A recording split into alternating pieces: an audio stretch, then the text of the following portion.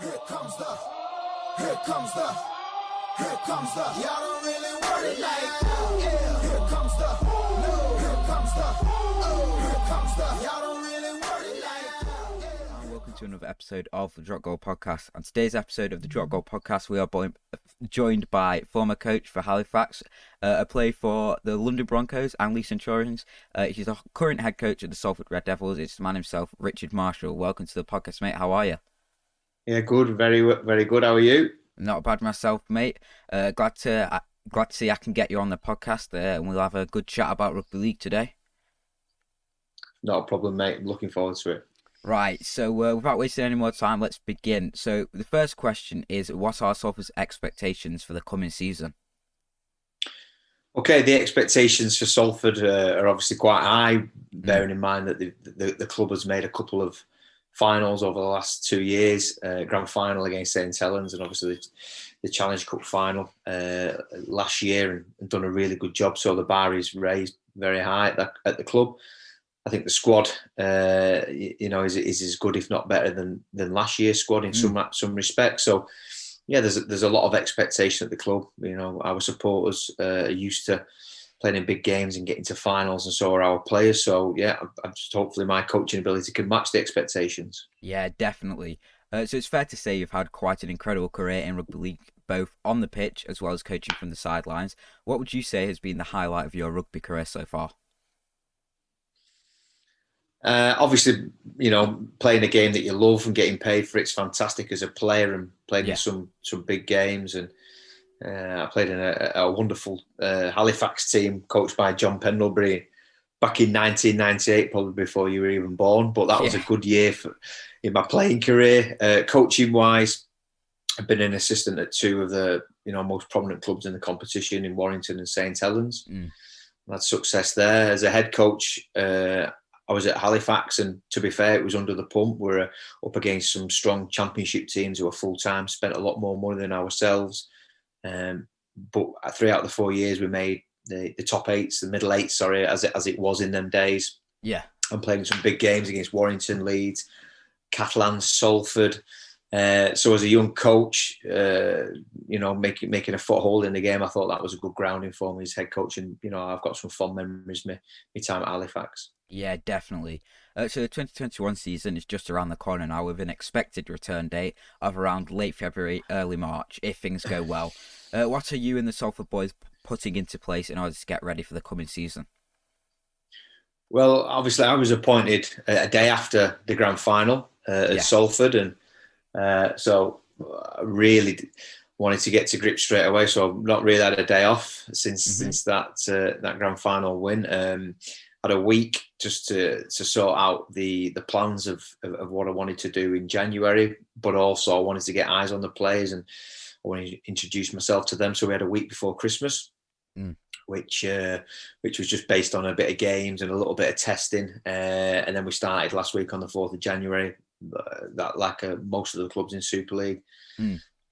So so looking forward to pre-season. We've already had we sort of 10 days in now. Getting to grips with the squad, working on our skill level, our fitness level, our strength, and assembling a staff as well off the field was important. We didn't have any staff really. Ian Watson did a fantastic job there, and obviously had some trusted staff members and took them with him to Huddersfield. So we had to re-recruit the staff, and I'm really happy in that area as well. That's class. So do you think that this season is going to be similar to the last season, with no fans in the ground, especially for the start of the year, with the current situation? Well, it looks that way. It looks that way, which is it's a real shame, because the game is completely different without the supporters there. Yeah. They do make the atmosphere. The players love playing in front of the supporters, and I'm sure I'm looking forward to the Salford faithful getting behind us as well. Unfortunately, that's probably not going to be the case for a couple of months probably. But as soon as we get our supporters back and the competition will be vibrant again, I'm sure. Yeah, definitely. So I'll ask you a question that I ask most when they come onto the podcast. At what age did rugby league come into your life? I was probably a late developer, a late starter. I played soccer up until I was about 14, and then I ended up going to Woolston Rovers. basically got too big for football. I couldn't Yeah. fit in the shorts, the football shorts. So the football coach at the time suggested I probably went and played rugby as my shape, and he probably couldn't get away with that nowadays. But that was the best decision I ever made. And I went to Wilson Rovers, under 14s, under 15s, and played a little bit at school for the town. Yeah. And then went to Halifax. Really, I was at St Helens as an academy player. Mm-hmm.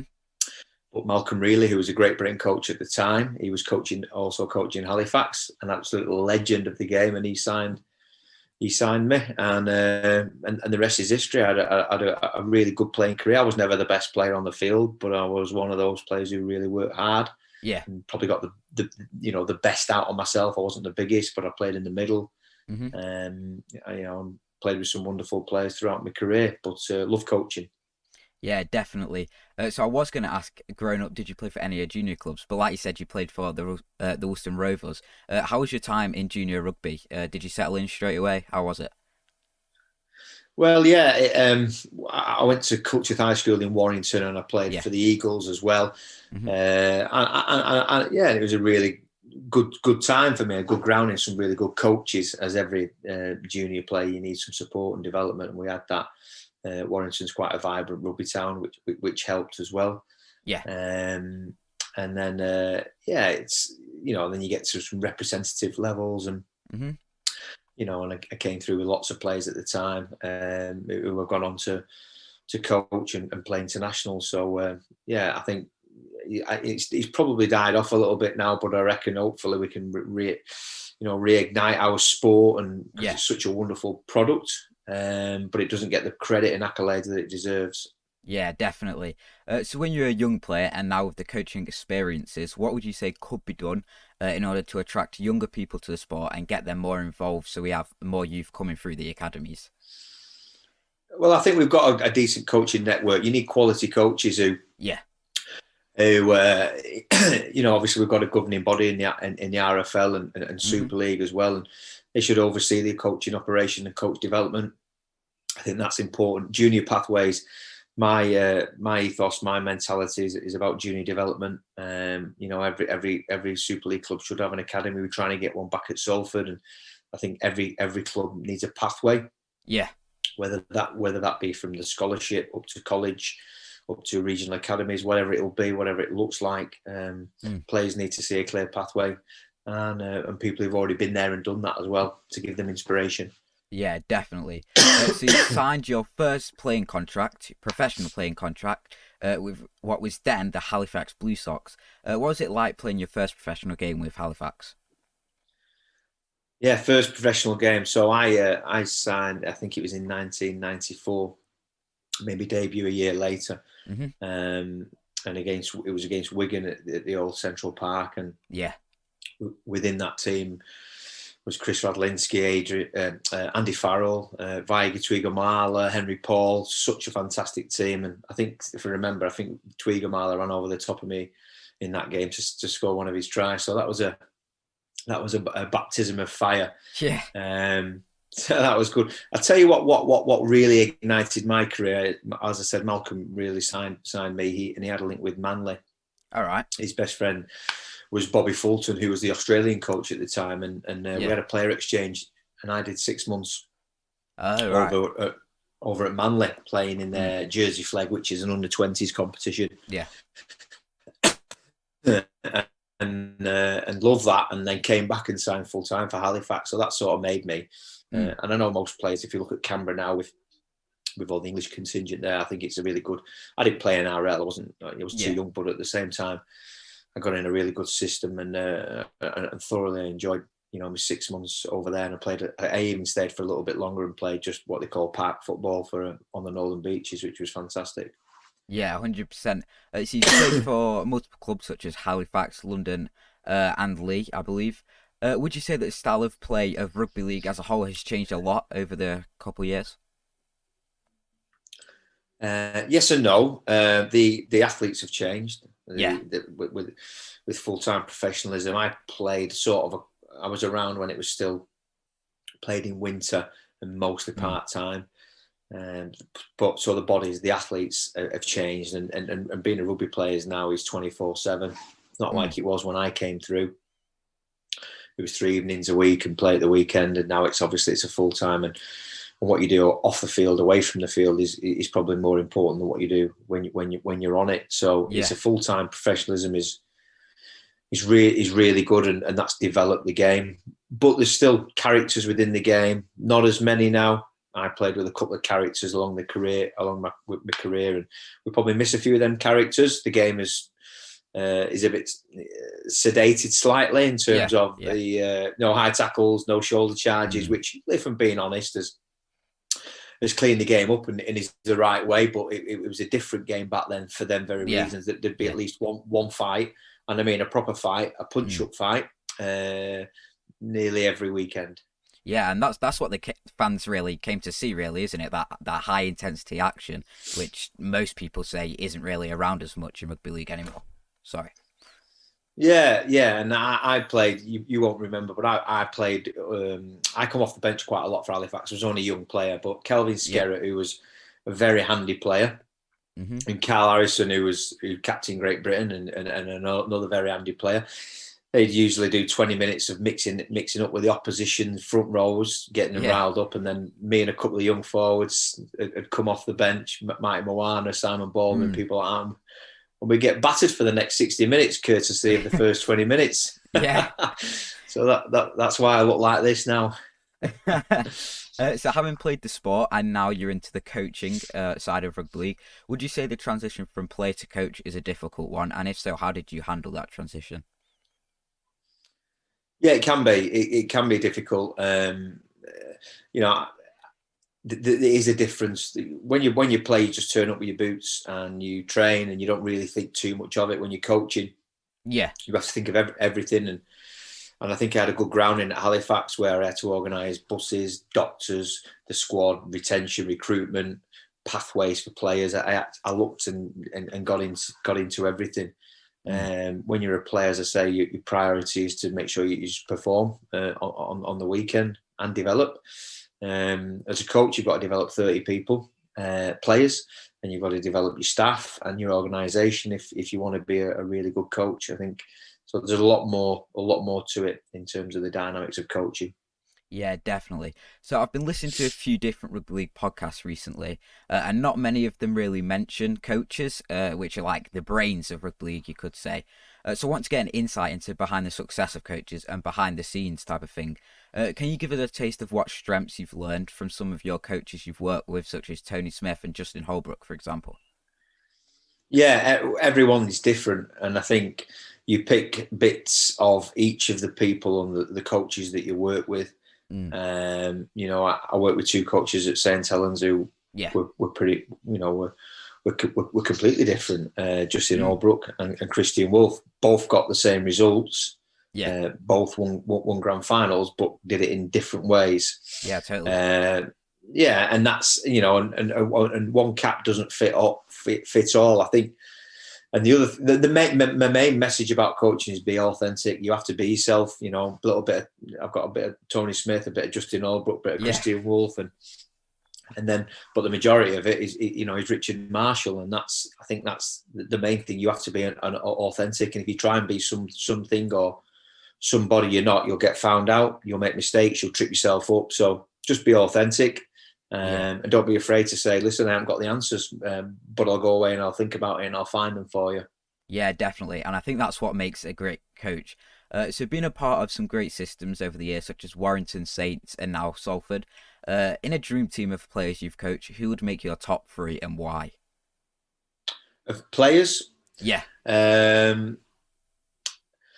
Adrian Morley. Yeah, definitely. Would be on that list, just because of his coachability as an international front rower who was one of the best in the world for a number of years. It's fantastic to coach, because obviously I was a bit daunted when I went to Warrington as a junior coach. I came through the system there and I think, how am I going to tell Adrian Morley how to tackle when he's just bashed half the Australian team? But he was as coachable as any 18-year-old player that I'd ever worked with. Such a fantastic role model and player. I'd probably add James Graham to that as well in a similar kind of form. Very, very clever, very astute jammer, effectively known. And one of the things, he came over partway through the year this year to have his swan song with St Helens, his childhood club, which is testament to his character in himself. He had a really good career and everything out in Australia, and gave all that out to come and win the grand final with St Helens, which I admire and respect. And I also remember doing, one of the first times I met James was he came in and asked, players want to see the stats after every game. They want to see how many tackles, how many carries. Yeah. And Jammer sat next to me and he said, have you got the stats from the weekend, Rich? I said, yeah, well, let's have a look at them. And on the computer screen, you get your individual stats, so your player stats, and then you get your team stats. Okay. And I watched his eyes. So I was watching him. So I put the stats up, and his eyes just looked at the team, wasn't interested in his own stats, and he just talked about the team stats. Well, we did this well, we didn't do that, we're not. And after about 3 or 4 minutes, he then went on to his individual stats. And then I thought, like, in terms of his attitude was, I ain't bothered about what I've done. What I'm bothered about is what the team's done first, and then I'll have a look at my impact on that. And that really struck a chord with me. What a champion! Yeah, definitely. And probably James Roby. James Roby is probably one of the most naturally gifted all round athletes I've worked with. Fantastic player, and such a humble human being. Humility is a word I'd use with James Roby. And he had a tough time at Saints because he wasn't playing because of injuries. The year I got there, he really struggled with certain injuries because of his age. But last year came of age, and I'm sure he'll be around for a couple more years, I'm sure. Yeah, definitely. And it's people like those, like Morley, Graham and Roby, who are team players and they're always willing to learn. That's what makes a successful rugby player. So it's great that you've been able to experience players like that in your career. Yeah, that's a good point, that, Stephen. They are all good team players, and they're the ones that he plays. That if he was in the trenches, they're the ones that you'd want either side here. Yeah, 100%. So we'll move on to the topic of expansion. Many fans recently have been calling for a 14-team Super League. Do you think this idea could successfully be implemented into Super League? Yeah, I think there's merits for that. It would the fixture list would look a lot simpler. Home and away fixtures against the other 13 teams. You may have a magic round in there. I'm not quite sure, but I think. But there's pluses and minuses. Obviously, the distribution would have to be segregated between 14 teams as opposed to 12, which it is now. And the fixture list would have to be amended. And are the teams in the Championship ready to step up? Well, I'm sure that London, Toulouse, Leigh are obviously in Super League now. The teams in there would be saying that, it's viable, we can do it. I'd like to see a 14-team operation. I'd hate the competition to go in any less than 12. Oh yeah. I just don't think that would work. Definitely. So now that it's confirmed that Leigh will take Toronto's place in Super League for the coming season, do you think there's an easier way to expansion rather than the America-Canada route, which the RFL have tried recently? We at Salford, we signed Darcy Lussick and Andy Ackers, who played for Toronto. And their experiences were fantastic. That they speak of Toronto, even though it didn't end great. They've got fond memories of their time at Toronto. I'm all for expansion. I think it's brilliant. I think just globalizing the game is a really good way of generating income. But I do see the side, because I worked at Halifax, who were a Heartland team, who've been in Super League, dropped out in the Championship, and I know friends at Widnes as well. So them traditional, iconic teams are no longer part of the competition, the main competition. But I think for us to grow as a sport, we do have to look to expand our horizons, definitely. Yeah, so it's like you said, there are pros and cons. So pros would be in like global expansion. There's also the cons, like you need to have a sustainable grassroots game, have all of the bases sustainable before moving over to worldwide expansion, I think, anyway. Yeah, yeah, it's fair call. Yeah. Yeah, definitely. So with Salford coming into the new season with high hopes, how big of a part does video analysis play in improving the team and personal performances? Our video analysis is massive, and is completely integral to the sport nowadays. Obviously, when I Yeah, played, it was video recorders, VHS, yeah, or you didn't even get to watch the games. mm. Now everything is digitalized, and you know, everyone's on the phones all the time. Even when I was at Halifax, I made sure that the players got individual clips of their games, of the footage of the oppositions as well. And Yeah, it's massive. It's massive for players. Everyone learns in different ways. You need to cover all them different learning styles, and give them. Our job as coaches is to give the players as much information as we possibly can. mm. Their job is to then take that Mm. information away, dissect it, and make it relevant to their role. Yeah, Um, 100%. yeah, it's massive, and performance analysis in terms of opposition previews, and game reviews. Every player is accountable Yeah, when the camera is on them, and when the ball goes away, they've still got to be accountable for their actions. I think everyone uses video analysis to their benefits. yeah. So recently, prop Josh Johnson and back row Ryan Lennon have signed extensions with Salford, which will run until the end of 2023. With both being academy products of the Red Devils, how big of a part will squad depth play in 2021? And will we expect to see them on the field often this year? Yeah, squad depth. I think at Salford has probably been over the last couple of years has been troublesome. They've not Yeah, had obviously they had to forfeit a game last year through COVID and injuries and everything else.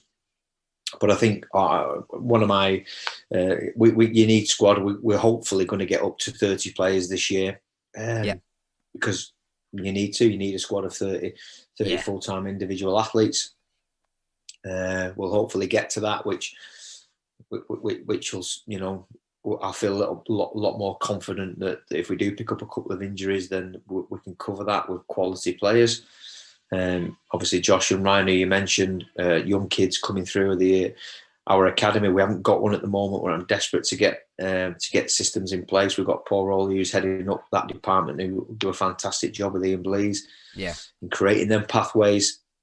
The more players who we can get from Salford to play for Salford, it would be massive for us. Obviously, I mentioned Mozza, Adrian Morley, yeah. before, who finished his career off at Salford, and Mm. having people like that in and around the city again would be fantastic. What a role model he could be for the younger generation. Yeah, it makes such a big difference. So now, being the head coach at Salford and being a part of the successful Saints team over the last few years, how would you sum up your coaching philosophy or your approach to coaching? Like, how do you determine success with your teams? Is it about developing players, winning trophies? Like, what's it all about? Ultimately, Yeah, my job is to win rugby league games. yeah, Full stop. That's ultimately how I'll get. How I assess myself, and how I'll be perceived as a new coach coming in. mm-hmm. So that's the ultimate aim, is to win games. Now that's okay. That's easy said than done. Yeah, What I look forward to is seeing players develop and mm-hmm. perform at a high level, week on week, and continuous improvement. As I said to him, my philosophy is about development. Yeah, If I can get the right development structures in place, and coach the player that he's got a holistic attitude towards coaching. He can catch, he can pass, he can step, he can tackle, he can kick if needed to be, and that's what I want to do. I want to create rugby intellectual players who understand the game, how it should be played, and get and learn from them. I think it's important that you never stop learning. I'm doing some education at the moment, mm-hmm. doing a university course, and and I'm sort of 45 now, and I'm just I'm still learning, still developing. I know Ian Blease at Salford, he's done a couple of masters and he's still developing. And I want my players to develop. Yeah. On and off the field. I think it's important that they develop all the attributes of being a decent human being first and foremost.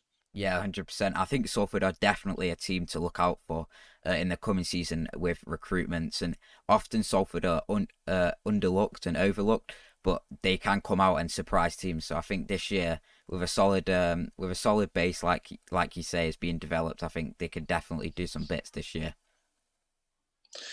So do I hope so, or else I wouldn't have gone there. I'm looking forward to the challenge.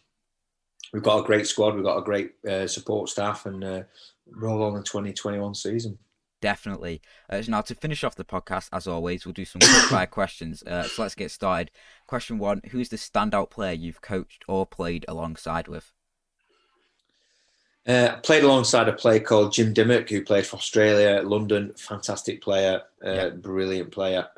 Coaching wise, I really like coaching Morgan Knowles at St Helens. I thought he was a wonderful young player who's going to be fantastic and an international player. So very coachable young man. Definitely. Question 2, as a coach, would you rather win a Challenge Cup or a Super League Grand Final? Grand Final. Final. Question 3, which do you prefer, McDonald's or KFC? Obviously, being a highly tuned ex-athlete, I don't prefer. I wouldn't. You wouldn't catch me anywhere near them two places. However, if I was very, very hungry, it would be KFC. Okay. Question 4, who works the hardest in the Salford training camp? Our fitness conditioner, Gareth Whittaker. He's working very hard, getting all them players fit. Yeah, good shout. And finally, question 5. If you had to choose one team from the Australian Origin Series, which would it be, Queensland or New South Wales? Because I did a little bit over in Manly, I'd have to be a Blue. I'd have to support New South Wales. I've got a lot of friends there, and so I'd be a Blue. All right. So before we finish off the podcast, do you have anything you'd like to say to any of the young listeners who are trying to make it in the world of rugby league? Rugby league, fantastic sport. There's lots of merits in other sports, but it teaches you the values, respect, humility, discipline. Yeah, all the things that we need, that I try and teach. I've got 2 young boys as well, and I'm trying to teach them them values, and sport and rugby league in particular is a great vehicle for that. Yeah, definitely. So thank you very much for joining us here, mate. It's been an absolute pleasure. You've got a lot to say on rugby league, and I think you and the Salford boys can really produce some good rugby this year. Hopefully next season, the coming season, everything goes to plan and the season starts as predicted. Once again, thanks for joining us today. I hope you get back on the podcast sometime in the future so we can have another great chat about rugby league. Cheers, mate, and all the best. You're welcome, Stephen. Take care, mate. Bye. Here comes the, y'all don't really want it like that. Yeah, here comes the